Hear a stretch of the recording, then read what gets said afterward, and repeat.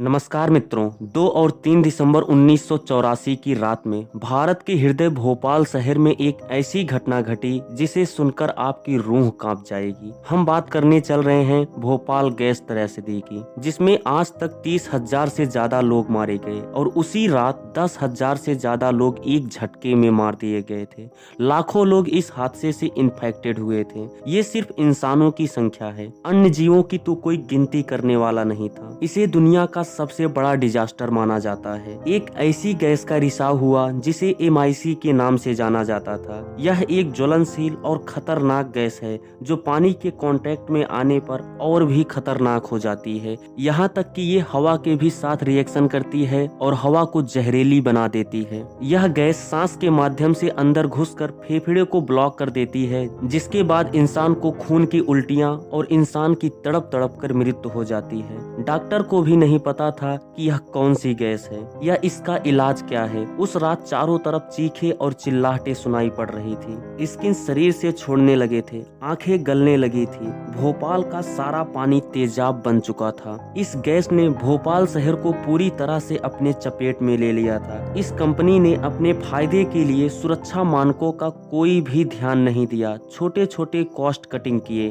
Company और कुछ workers की लापरवाही की वजह से हजारों को मौत के मुंह में धकेल दिया गया और लाखों से उनकी जिंदगियां छीन ली गई। रिपोर्टर राजकुमार केसवानी ने लोगों को पहले ही आगाह किया था कि सतर्क रहो, कोई बड़ा हादसा हो सकता है। राजकुमार जी कंपनी की सारी लापरवाही को पेश करते हुए कहा था कि अगर नहीं समझोगे तो मिट जाओगे। हादसे तो सब भूल जाते हैं, पर आज भी 39 साल बाद भोपाल के लोग मीडिया के सामने रो पड़ते हैं और एक ही शब्द बोलते हैं कि बदनसीब थे जो आज हम बच गए, खुशनसीब तो वो थे जो उसी रात मार दिए गए। तो आइए विस्तार से समझते हैं भोपाल त्रासदी को।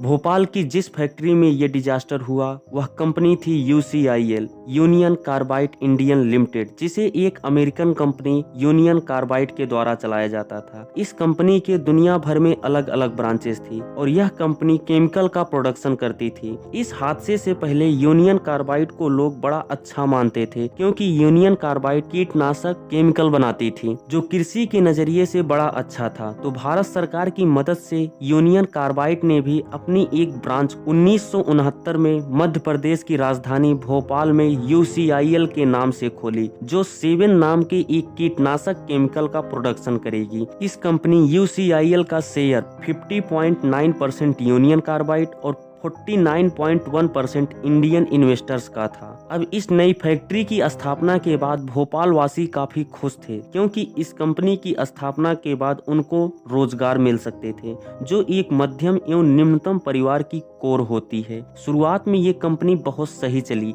लेकिन कुछ और कंपनी भी मार्केट में आई जिसके कंपटीशन में इसके शेयर नीचे गिरे। UCIL को काफी नुकसान होने लगे। कंपनी को घाटे में जाता देख अपने प्लान में कुछ चेंजिंग किए और वो साल आया 1980, जिसके बाद सब चीजें बदल जाती हैं। दरअसल ये कंपनी 7 नाम का प्रोडक्ट जो बना रही थी उसमें MIC मिथाइल आइसोसाइनेट नाम का केमिकल मिलाया जाता था, जो बहुत ही खतरनाक केमिकल है। यह केमिकल पानी के साथ बहुत ही खतरनाक रिएक्शन करता है, यहाँ तक कि हवा को भी यह जहरीली बना देता है, क्योंकि हवा में भी पानी के कण मौजूद होते हैं। अभी तक ये कंपनी MIC को बाहर से मंगाती थी, पर कंपनी के डाउनफॉल ने उसे मजबूर किया कि MIC का प्रोडक्शन भारत में ही किया जाए, और उससे भी बड़ी गलती भारत सरकार करती है। भारत सरकार उस कंपनी को मंजूरी दे देती है कि MIC का प्रोडक्शन आप भारत में भी कर सकते हो, यह जानते हुए कि MIC कितना खतरनाक गैस है। लेकिन सरकार ने कंपनी को ये भी कहा कि आप एक प्रॉपर प्लान बनाकर लोगों को बताइए कि अगर कुछ हादसे होते हैं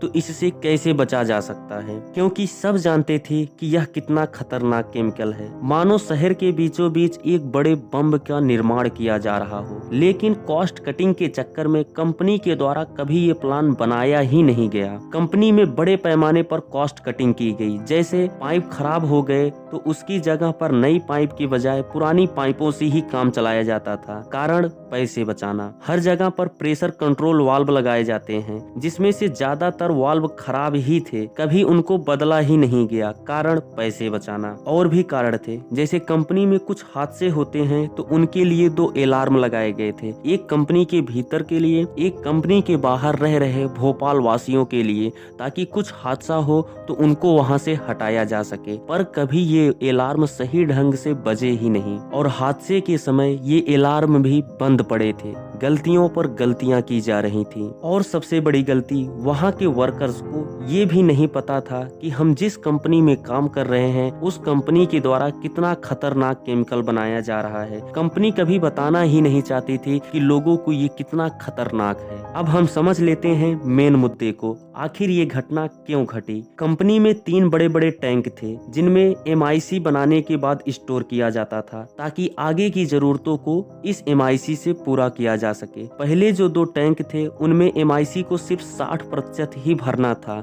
और बाकी बचे 40% को नाइट्रोजन से प्रेशराइज्ड करके MIC को एक जगह पर स्थिर रखने के लिए छोड़ा जाता था, क्योंकि MIC खुला छूटने पर तुरंत ही पॉइजनस गैस बनाना शुरू कर देती है और जो पॉइजनस गैस बन भी जाती थी उसको ऊपर पाइप के माध्यम से निकाल कर जला दिया जाता था और फिर बचे हुए स्थान को नाइट्रोजन से प्रेशराइज्ड करके फिर उस स्थान को कवर कर दिया जाता था। और तीसरा टैंक जो था उसे हमेशा खाली रखना था। पर 2 अक्टूबर 1984 के दिन ये दोनों टैंक 80% से ज्यादा भर दिए गए थे और ये जो तीसरा टैंक इसे हमेशा खाली रखना था उसमें भी उस दिन MIC को स्टोर किया गया था। और यही सबसे बड़ी गलतियां थी। इन्हीं MIC टैंक के बगल में 3 और टैंक रखे गए थे जो केमिकल प्रोसेसिंग यूनिट का काम करते थे। इन टैंकों को पानी से धुला भी जाता था, तब भी कोई दिक्कत नहीं थी। पर कुछ ही दिन पहले इन प्रोसेसिंग यूनिट और MIC टैंक को आपस में एक पाइप के माध्यम से जोड़ दिया गया ताकि वर्कर्स को ज्यादा काम करने में परेशानी ना हो। और ये उस फैक्ट्री के द्वारा सबसे बड़ी गलती थी। शिफ्ट चेंज होता है, नए वर्कर्स काम पर आते हैं तो वो प्रोसेसिंग यूनिट टैंक जो था उसे साफ करने के लिए उसमें पानी छोड़ते हैं, लेकिन दूसरी तरफ से पानी बाहर निकल ही नहीं रहा था। तो वर्कर्स अपने सुपरवाइजर से इसकी कंप्लेन करते हैं तो सुपरवाइजर बोलता है पानी जाते रहने दो,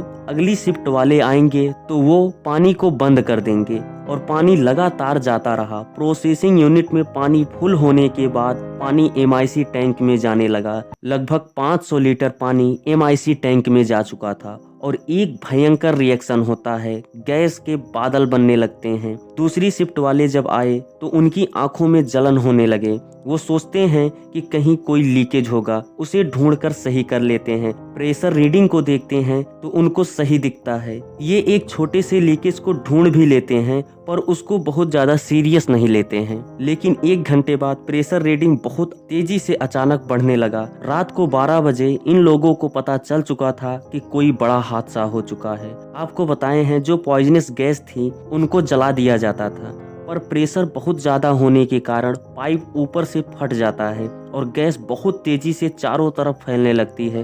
कुछ वर्कर्स पानी फेंककर उस गैस को खत्म करना चाहते हैं पर पानी वहां तक पहुंच ही नहीं पाता है। सिचुएशन हद से ज्यादा बाहर जा चुकी थी तो वर्कर्स कंपनी छोड़कर भागने लगते हैं। गैस शहर के ऊपर फैलना शुरू हो जाती है। लोगों की आंखें जलने लगती है, लोग खांस रहे थे, चीखें और चिल्लाहटें मची हुई थी। लोगों के फेफड़े जाम होने लगे, खून की उल्टियां हो रही थी। लोग समझ नहीं पा रहे थे कि क्या हो रहा है। बाद में पता चला कि फैक्ट्री में गैस लीक हुआ है तो वहां से लोग दूर भागने लगे। कई तो अस्पताल ही नहीं पहुंच पाए, उनकी रास्ते में ही तड़प तड़प कर मृत्यु हो गई। इतना डर और दर्द भरी रात थी, उसको सिर्फ भोपाल के लोग ही जानते हैं।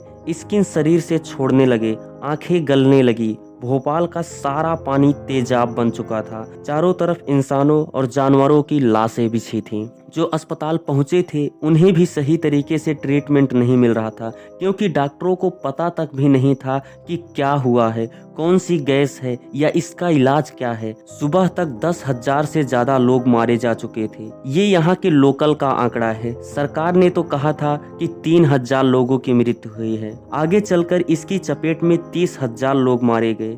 कितनों को आज भी इसकी वजह से कैंसर जैसी बीमारियां हो रही हैं।